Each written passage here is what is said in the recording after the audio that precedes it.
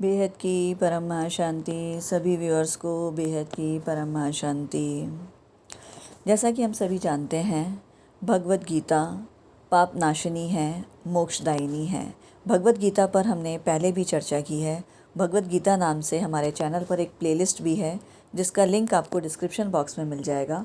आप उसे भी देख सकते हैं और सुन सकते हैं। भगवत गीता के महत्व के बारे में अलग अलग प्रसंग के माध्यम से जो हमने भगवत गीता का महत्व समझा है उसे जान सकते हैं। और भगवत गीता ज्ञान की इसी श्रृंखला में आज हम द्वैत और अद्वैत के बारे में जानेंगे कि प्रभु श्री कृष्ण क्या कहते हैं। भगवत गीता के 6ठे अध्याय के 31वें श्लोक की आज हम चर्चा करेंगे। इस 31वें श्लोक में प्रभु श्री कृष्ण कहते हैं, सर्वभूत स्थितं यो मां भजत्येकत्वमा स्थितः सर्वथा वर्तमानोपि स योगी मयि वर्तते। अर्थात प्रभु श्री कृष्ण कहते हैं, जो मेरे को सब में और सबको मेरे में देखता है, उसके लिए मैं कभी अदृश्य नहीं होता और ना ही वो मेरे लिए कभी अदृश्य होता है। अर्थात इसमें प्रभु श्री कृष्ण बता रहे हैं कि जो ईश्वर को सब तरफ देखता है, ईश्वर यानी प्रभु श्री कृष्ण स्वयं के लिए कह रहे हैं। हम सभी जानते हैं कि प्रभु श्री कृष्ण ईश्वर का साक्षात अवतार थे। तो वो बता रहे हैं कि इस पूरे संसार में सभी को समभाव से जो देखता है, उसके लिए मैं अदृश्य नहीं होता और ऐसा भक्त भी मेरे लिए अदृश्य नहीं होता। संपूर्ण प्राणियों में स्थित मेरे साथ उसकी अभिन्नता हो गई है, अर्थात मेरे साथ उसका अत्यधिक प्रेम हो गया है। अद्वैत सिद्धांत में तो स्वरूप से एकता होती है, पर यहाँ वैसी एकता नहीं है।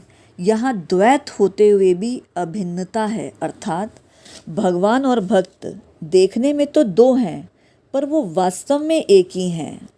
जैसे कि ज्ञान में दो होकर भी एक होते हैं, पर भक्ति के प्रेम में विलक्षण आनंद का आदान प्रदान करने के लिए, प्रेम का विस्तार करने के लिए एक होकर भी दो हो जाते हैं। जैसा कि हम सभी जानते हैं कि भगवान श्री कृष्ण और श्री राधा एक होकर भी दो थे, क्योंकि उन्हें प्रेम का अर्थ संसार को समझाना था। इसीलिए वो एक होकर भी दो के रूप में परिलक्षित हो रहे थे। जैसे पति और पत्नी दो शरीर होते हुए भी अपने को अभिन्न मानते हैं, दो मित्र अपने को एक ही मानते हैं, क्योंकि उनका स्वभाव एक जैसा होता है। क्योंकि अत्यंत स्नेह होने के कारण वहाँ द्वैतपना नहीं रह जाता। ऐसे ही जो भक्ति योग का साधक भगवान को प्राप्त हो जाता है, भगवान में अत्यंत स्नेह होने के कारण उसकी भगवान से अभिन्नता हो जाती है, अर्थात भक्त और भगवान दो होते हुए भी एक हो जाते हैं। और वो दो होते हुए भी अब दो नहीं रहते, अर्थात एक हो जाते हैं और भगवान भक्त का भगवान में लय हो जाता है। भगवान के आगे प्रभु श्री कृष्ण कहते हैं, सर्वभूत स्थितम यो मां भज्यति। सब देश काल वस्तु व्यक्ति घटना परिस्थिति आदि में भगवान ही परिपूर्ण है, अर्थात संपूर्ण चराचर जगत भगवत स्वरूप ही है। वासुदेवः सर्वम। भगवान केवल प्राणियों में ही स्थित है, परंतु वास्तव में ऐसी बात नहीं है। भगवान केवल प्राणियों में ही स्थित नहीं है, परंतु संसार के कण कण में परिपूर्ण रूप से स्थित है। जैसे सोने के आभूषण सोने से बनते हैं, सोने में ही स्थित रहते हैं और सोने में ही उनका पर्यवसान होता है, अर्थात सब समय एक सोना ही सोना है। परंतु लोगों की दृष्टि में आभूषणों की सत्ता अलग अलग प्रतीत होने के कारण उनको समझाने के लिए कहा जाता है कि आभूषणों में सोना ही है। सोने के आभूषण किसी भी रूप में हो, चाहे वो आभूषण अंगूठी के रूप में हो या झुमके के रूप में हो, गले का हार हो या पैरों की पायल हो, हाथ का कंगन हो या माथे का टीका हो, आभूषण हर हाल में आभूषण ही रहता है। और अगर वो सोने से बना है तो उसमें सोने का ही अस्तित्व होता है। ठीक इसी प्रकार से ऐसे ही सृष्टि के पहले, सृष्टि के समय और सृष्टि के बाद एक परमात्मा ही परमात्मा है। अर्थात जब कुछ नहीं था तो भी परमात्मा का अस्तित्व था, जब सब कुछ है, ये सृष्टि जो दृष्टिगोचर होती है, तो भी परमात्मा का अस्तित्व है, और जब सृष्टि नहीं रहेगी तो भी परमात्मा का अस्तित्व रहेगा। अर्थात परमात्मा हर हाल में वर्तमान है, चाहे वो सृष्टि के पहले हो या सृष्टि के समय हो या सृष्टि के पश्चात हो, परंतु लोगों की दृष्टि में प्राणियों और पदार्थों की सत्ता अलग अलग प्रतीत होने के कारण उनको समझाने के लिए कहा जाता है कि सब प्राणियों में एक परमात्मा ही है और दूसरा कोई भी नहीं है। वह शास्त्र और वर्ण आश्रम की मर्यादा के अनुसार खाते पीते सोते जागते उठते बैठते सभी क्रियाएं करते हुए मेरे में ही बरतता है, अर्थात ईश्वर में ही बरतता है और ईश्वर में ही रहता है। जब उसकी दृष्टि में ईश्वर के सिवाय कोई और सत्ता नहीं रहती तो फिर वो जो कुछ भी बर्ताव करेगा उसको कहाँ करेगा।